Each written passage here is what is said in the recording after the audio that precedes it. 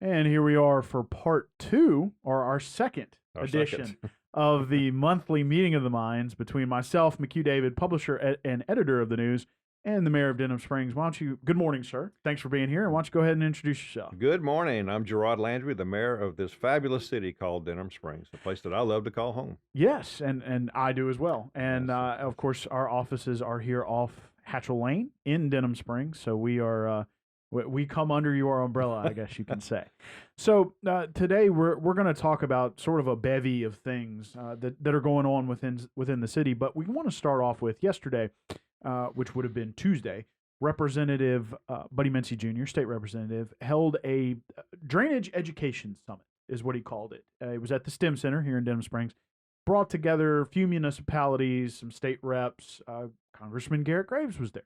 As well as the funded gravity drainage districts, as well as sort of the citizens' gravity drainage district, too, which is a new thing at the parish level. You had something very poignant to say during that meeting. You know, Buddy invited you up to speak, and you had something that I think resonated with that group. And I'm going to ask you to repeat it, starting with your famous line, "My 7 square miles." Yeah, you hear me say that all the time, don't you? I do. Okay, and look, I take this job extremely to heart. I'm very serious about it. We have a lot of work to do, and I live in this 7 square miles, and that's what the size of the city of Denham Springs. So one of the things that Buddy Mincy has heard from me, as well as Garrett Graves, as Leighton Ricks, and the governor as well, we are concerned about drainage in our city. It is a hot topic. Yesterday was probably a great day to have the summit because the streets and the weather was horrible, and hopefully it's not again today, but I think we're going to have some reprieve. But some of the things that people like to talk about is all the federal dollars that are coming down to the state, which is coming down to the parish, which is going to come down to the city. But I'm here to tell you, since the flood, we haven't gotten anything. And that's my frustration level, is because where the rubber meets the road, where we can start from the bottom up to make some improvements here at the city, I still don't have any funding to make that happen. Right. And that was really the message that you wanted to send, because a lot of these guys are saying we got to think big picture, you know, because they're dealing with the feds, right?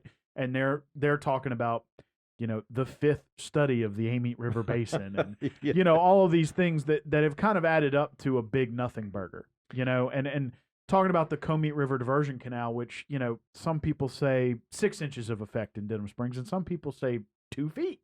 Well, that's a big difference when you're talking about water in people's homes and people's businesses. So, you know, the message you were sending was we have to think about this at all levels. You know, it can't just be the big picture. It's got to be all levels. No, but, you know, so being the poor guy that actually has the crew that can go out there and dig out the ditch in somebody's front yard or blow out their culvert, I still don't have the money or the equipment that I really could use.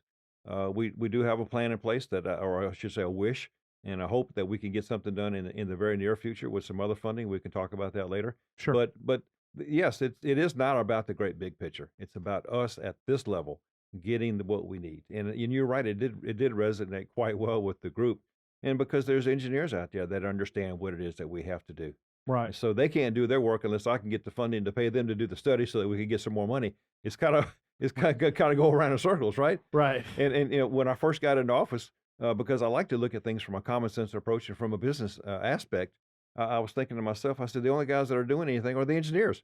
They're the only ones making any money on this deal. And I want to be able to take whatever funds we have and productively improve what we have here in the city. Sure. And you know, it was interesting what you just kind of said about the engineers, because they're all very focused on their little piece of the pie. Sure. And a lot of times that's why things get segmented. You know, yesterday in attendance were all 3 of the funded gravity drainage districts.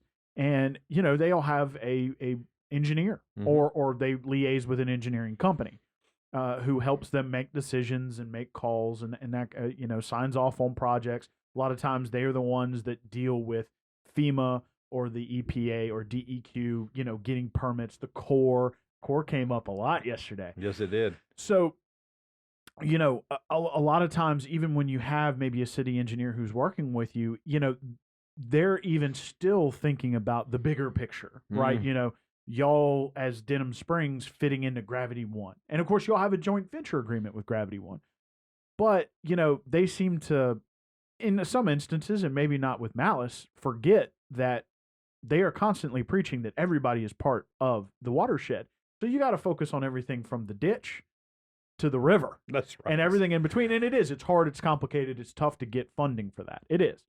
So one of the things you were talking about in terms of funding was, and we discussed this a little bit before we started the show, is that as these bonds start to get paid off for the Bass Pro development area, Bass Pro kind of has a decision of theirs to make. We're going to leave that decision for another time because y'all still haven't begun discussing those things with them. Correct. But there's a potential for y'all to recoup money that you had. It wasn't necessarily a sacrifice. It was sales taxes you were never getting to begin with. But you did give up a portion of those sales taxes to pay off those bonds. So there's a potential for a windfall of cash to come in. One of the things that you said, but it's going to be a sales job, is you want to focus on local drainage with that funding. And it's about $1 million. So tell us a little bit about what you've thought about with that money coming in. So let's back up just a second. So let's remember that particular piece of property before Bass Pro ever came in here 15, 16 years ago was generating $146 a year in property tax. Right. Now it's generating a 1.5 cent sales tax. The city's portion is right at $1 million a year. And then the sheriff's office gets some of that. School board gets some of that. Everybody has a piece of that pie. Gravity One gets a piece. Everybody does. And thank God that they're able to. It has really helped us tremendously. And if you really look at the type of business that Bass Pro runs, they are a destination retailer. So people drive hundreds of miles to go shop with them. So in some respect, you could say we're also utilizing other people's monies to help with our sales tax, to help us with our own projects here. In our Bass Pro project, the TIF that we had here has been wildly successful. It's a 30-year TIF, and it's going to be paid off in like 16 years. Right. That's phenomenal. That just doesn't happen. So we are extremely fortunate, and we are in a very unique point in history right now. And one of the things that we just kind of briefly spoke about would be, what are we going to do with the additional funds? There's a whole lot of ideas being knocked around, kicked around about what can we do. But I'm here to tell you, if something doesn't happen with the drainage monies that are available from the feds through the state and through the parish, then I will propose that we take that extra $1 million a year. And there's some other city infrastructure needs that we have, but drainage is a very, very important part of it. Why don't we dedicate $200,000 or $300,000 a year, $400,000 a year to have a dedicated crew that can do nothing but drainage in the city? Right now, drainage is, I'm not going to say it's an afterthought, but it's a part of what our street guys do. As they circle the city and they repair potholes, and as we get calls from citizens about hot spots where there's water during rain events, we go out there and we attack them just as quickly as we can. Boy, would it be nice if we had a crew that just had the equipment and the time to. That's all they did: open culverts, clean out ditches, and then in addition, with the cooperative endeavor that we have with Gravity Drainage District 1, you know what? We could be in a lot better place. Sure. And, it was interesting, like you said, yesterday when that summit went on, it also happened to be one of those days where you get the rain events. And right now, we've had two different conversations about drainage. One is, pick up your trash, folks. It's a big deal. And you actually had an event yesterday with regard to trash. I'm going to ask you to tell that story. But you're also spending a lot of time when these rain events happen chasing hot spots and trying to, put the Band-Aid on them, so to speak, because y'all are chasing them. So tell us a little quickly about that story that you showed me this morning about yesterday and some trash. So yesterday morning, I get an email from an apartment owner over off of Kelly Drive, and it's an ongoing scenario with that particular street. And we've gone over there since I've been in office in the last 6 years, and we've made some minor improvements here or there, put in some more catch basins, and try to do the right thing to make it all better. And then so she emails me yesterday morning. We'll go out there. We send a vac truck out there, which is a brand new piece of equipment that we've gotten since the flood. And we'll go out there to try to clean out the street drains. And when the guys roll up, I have a picture on my phone. There's a BFI dumpster right in the parking lot of this thing, and it is absolutely overflowing with garbage. And all of it's, guess where? It's in the street and it's in the drain. Right. And so my guy called her. The George Lathers, who is our street department supervisor, called her, and he said, "Miss Matilda, we gotta have some cooperation from your tenants, because this thing is overflowing. That's what's causing your problem." She said, "There's nothing I can do about it." He said, "Well, maybe get a bigger dumpster, or So Right. we try to work with everybody from a common sense approach to what can we do to make things better. Right. And it's not always just digging a bigger ditch. Yeah. It's not, okay? Well, and it's the great give and take. Sure. There's citizen participation, and then there's y'all's participation, and Gravity One's participation, and so on and so forth. So from the other standpoint, that is kind of an example of y'all chasing a hot spot, so to speak. Sure. But there are other places too where the drainage just isn't quite where it needs to be because of one reason or another. One of the things you brought up in the past was DOTD overlaying Florida and just pushing the asphalt into the drain. Things like that happen. But I did want to also bring up that y'all are trying to utilize FEMA money to help you with those things. Recently, you bought I guess you can call it a drain camera. Explain to us how that works. So it's a camera system set up on a trailer, self-powered, has a generator on it. We pull it behind one of our vehicles, and when we roll up to a site, and we may run up to a subdivision, let's say, that has all the drains, all their ditches are covered, they have culverts, and there's not water flowing. Well, the easiest thing for us to do is to pop the top off of the cover and stick the camera down in there and just run it because it's automatic. And you run it down here until we can find a blockage. And if we can find a blockage, we can clear the blockage. Just 2 weeks ago, we had a situation in the neighbors' backyards. It happened to be in the willows, and there was a chunk of concrete. It's a good-sized chunk of concrete. We got that pulled out, went about two fenced yards down. And that's one of the things they brought up yesterday was the difficulty in fences blocking drainage, right? Sure. So we get to this lady's backyard, and there were supposed to be, based on where we normally put catch basins, that we couldn't find it. Well, guess what? She had built a rock garden on top of the grate because she didn't like the way it looked. Consequently, over the years, all the rocks fell through, and it was blocking the drainage. Oh gosh. So we fix those things as we come across it. But the camera system is invaluable. We can run through and try to find out where the issues are, because some of these things are relatively small. Some of us, 8, 9, 10 inches. I've got one that's on the back of Bruce Drive that's literally 6 feet tall. And when I send the guys in there, they pull the top and they actually take a ladder, get down there, and walk through it. Oh wow. It's huge. Why don't we go do a video of that one day? Yeah, right. Wear some boots, huh? Yeah. But I did want to bring up, as sort of a extension of that y'all or the city is still getting more money from FEMA, and you're still trying to unlock some of the money that had been designated for projects like this, or had been designated from drainage from 2017, 2018. Yes. You're still trying to get that money. It's an ongoing battle with FEMA. Just because it's been allocated doesn't mean you have access to it. In a lot of cases, you actually have to do the work or have a contractor do the work, write the check, submit the paperwork, and you can fast track it and get it in 60 days if you're willing to take 80%. Right. And so then you have to fight that battle. Can we afford to? How much money can we afford to float? Because that's what you're doing. You're floating money until you can get reimbursements, right? Right. And then we're up to so then on a perfect scenario, we'll have a 90-10. So we could get the 90% if we wait. If we need to rush it, we get the 80. Eventually, we get the 90. Now we're working on trying to get the additional 10. That won't happen until, believe it or not, years after the closeout.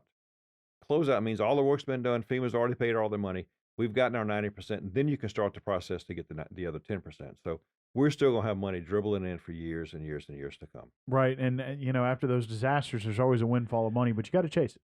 You do. So, folks, I know that we started our last one with drainage. We started this one with drainage. Please remember, we are entering the spring rainy season. We're going to be talking about a lot of that going forward, especially since they have moved hurricane season up a month. It now starts May 1. Why not? I mean, especially with warmer, lots of rain, folks in Lake Charles still recovering from that. So, wanted to kind of change gears and talk about some good news, right? So, first and foremost, let's jump in. The school board came and did a presentation to y'all about the most recent renewal. Some of you who might be listening to this might have saw my interview with our coach, Andy McLean, Monday. We are going to be meeting with the other coaches who are involved in that, as well as school board member Cecil Harris. But, give us sort of your perspective on the presentation they made. This is for the millage renewal that they're trying to use to parlay into a bond to build stadium facilities for baseball, softball, track, and a new field house on campus. Wow, you covered everything. I think I'm going to say I'll support it. Well, okay. I mean, that's But a good way to start. but I think it's a very important piece of the education puzzle that we have in our city. We compete with several other municipalities, be it Walker or Live Oak High School as well, trying to attract students to our schools. When you talk about sports complexes, if you're an athlete, that's what you look for. That will or could dictate where you go to school. Some families relocate to different areas so that their kids will be in the correct district so that they can go to the school to take advantage of those facilities. Sure. Walker has done a fabulous job. Live Oak has done a great job. The actual school district here in Denham Springs that encompasses, I think, 13 or 14 schools has not done so good. But now we have a chance with this millage that's almost going to be paid off. Parlay it, like you say, into an additional $13 million so that they can upgrade the sports complex at Denham Springs High School. Right. Out of pocket for the average citizen, this point going forward, doesn't change. Obviously, it's extended. So don't think it's not going to cost you anything. It's just your monthly or yearly outlay for your property taxes is going to remain the same. And it's going to be a fabulous looking piece of property. They're going to change the whole layout of the sports complex. The football field will have a different orientation, so they can work in a band practice field. They'll be able to work out a soccer field on the other side of that. Across the street behind the freshman line now is going to be a baseball. That's the baseball field. That's the baseball And then field. Northside Baptist did vote and agreed to sell the south part of their property, which currently has a little bit of a rundown old baseball field. Yes. That will become the softball complex. And then I think the dressing facilities and shower facilities for the kids are going to be improved as well. Yes, there will be a new field house. So it's going to be a tremendous project for this city. I'm looking forward to it.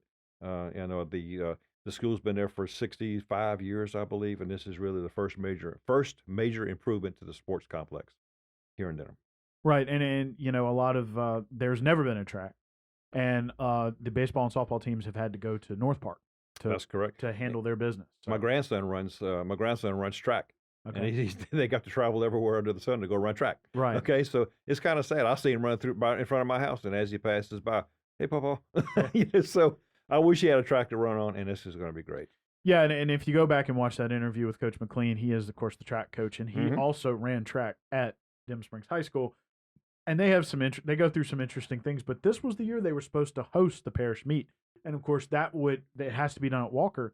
But a lot of times, from a city standpoint, that's missed taxes. Well, of course, restaurants, hotels, all the shopping that these kids do whenever they come to town. We're missing the boat. We really are. Yep. So next, a lot of you may or may not know, but there was some funding that came through to rebuild a bigger and better animal shelter. Raising Cane's came and is kind of getting in on a partnership with the city. Tell us a little bit about the presentation they gave y'all. Tell you what, Raising Cane's has been a great corporate partner with the city for many, many years, and they've always been involved in a animal shelter here. Okay, we're one of the few no-kill animal shelters in the state, and we pride ourselves on that as well.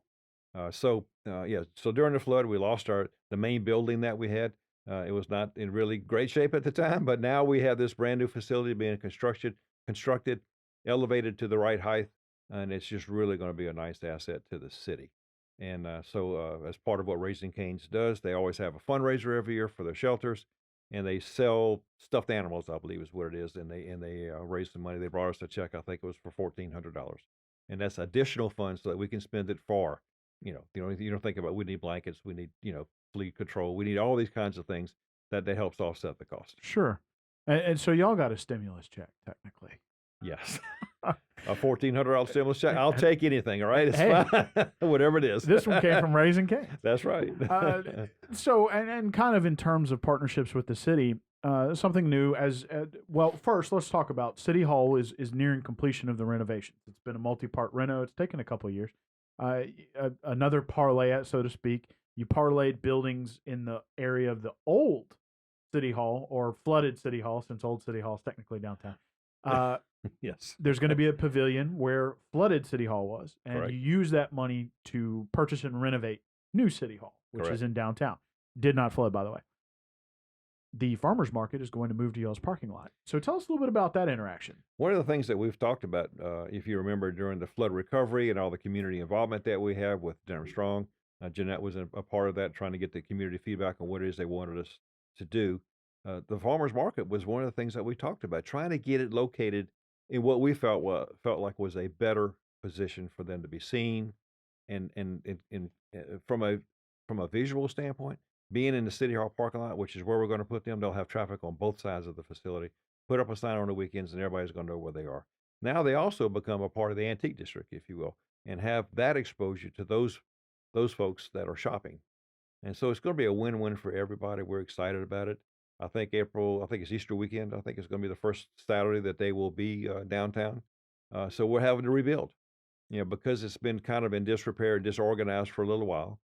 Some of their vendors have gone to Watson or have gone to Walker or have gone to Baton Rouge because there's flea markets in all of our communities that surround us. And now that we hope to go out there and try to get them back home. Okay.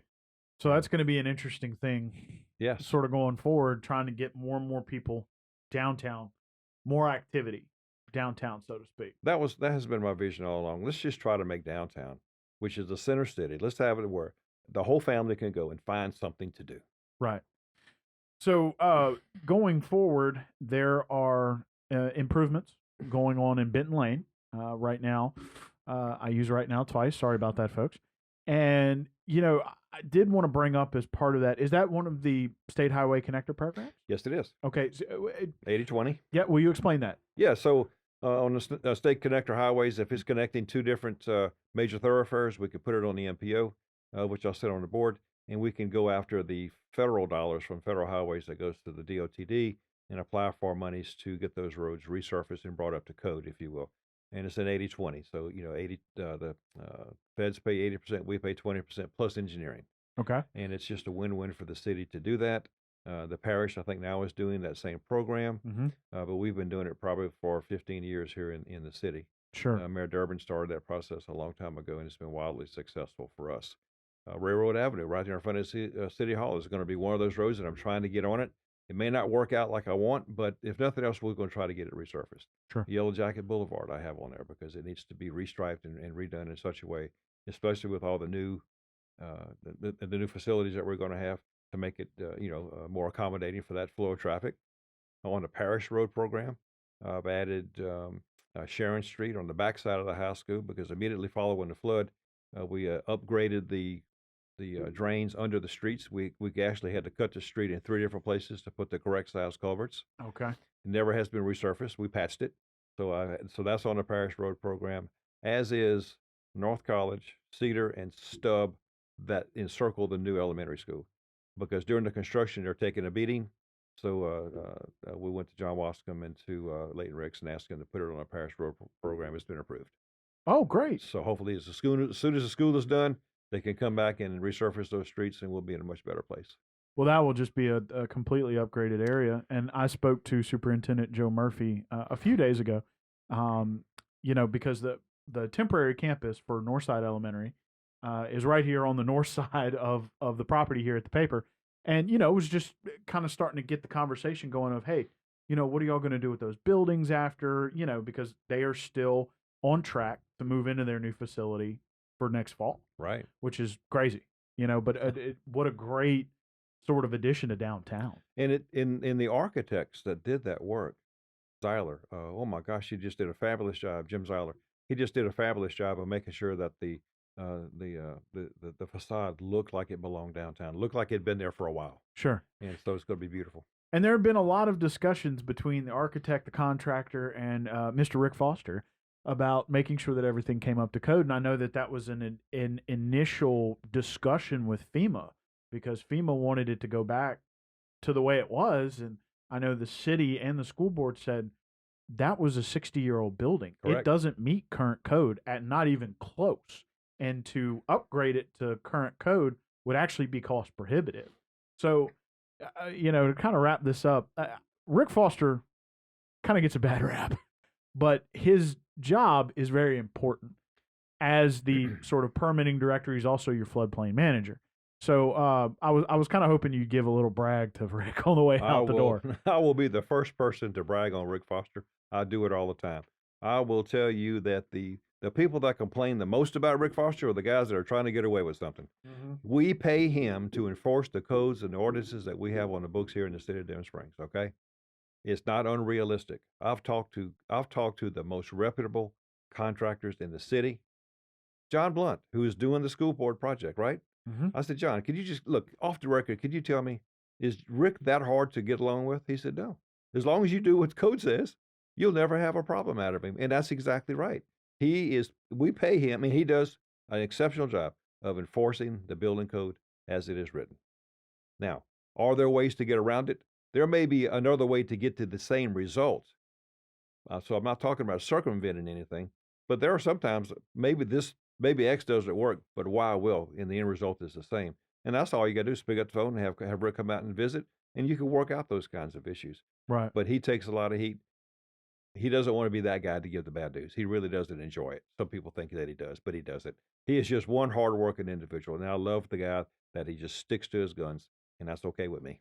Right. Because our whole focus is to do what? To make sure these things are make sure that these facilities are safe for our kids in a school environment. And if they come in and you're building a home, you don't know all the systems that go into your home. You're not a professional in all these, okay? At least let him come in and show you what the code is, and this is how it's supposed to be, and then you'll be a whole lot better off. Right. Okay. So, anything you'd like to add or wrap up with before we? Just the last thing, and one of the things that we brought up at the council meeting the other day was the LTE pole from AT&T that we just added. That was we've been talking to AT&T, myself and Rick Foster and the city attorney have been talking to AT&T about these new poles that we're going to put in town. There's 4 of them.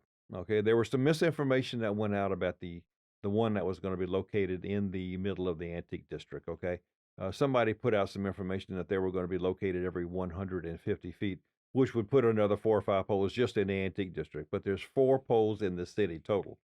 One is by Bass Pro. The second one is in the Antique District. The third one is on Range Avenue in front of the school. And the other one's going to be just across a range, right across Cockerham, okay? The whole idea behind the LTE pole, some people like to call it 5G, they are going to take those 4 spots that have all or heavy usage and take it off of the main pole. Gotcha. All right, and that it's kind of like going to Tiger Stadium in the old days. You couldn't use your phone. Sure. They put one of these things outside. Guess what? It takes Tiger Stadium off the main grid, and everything works better for everybody. So we finally got that resolved. It wasn't a great big issue. The Antique District just wanted on a black metal pole with a light standard on top. Gotcha. AT&T was more than happy to accommodate us. Gotcha. So, well, thank you for clearing that up. Sure. So again, if you'll give yourself an outro, reintroduce yourself, I guess you can say. Well, I'm Gerard Landry, the mayor of the city of Denham Springs, and we live in paradise right here in Denham, right? Right, right. And my name is McHugh David, publisher and editor of the news. Appreciate you guys joining us for the Livingston Parish News Weekly Show. Mayor Landry and I catching up once a month. Sure. Seeing what's going on in Denham Springs, and this is our second one, so we will continue. We'll look forward to the third one. Yeah.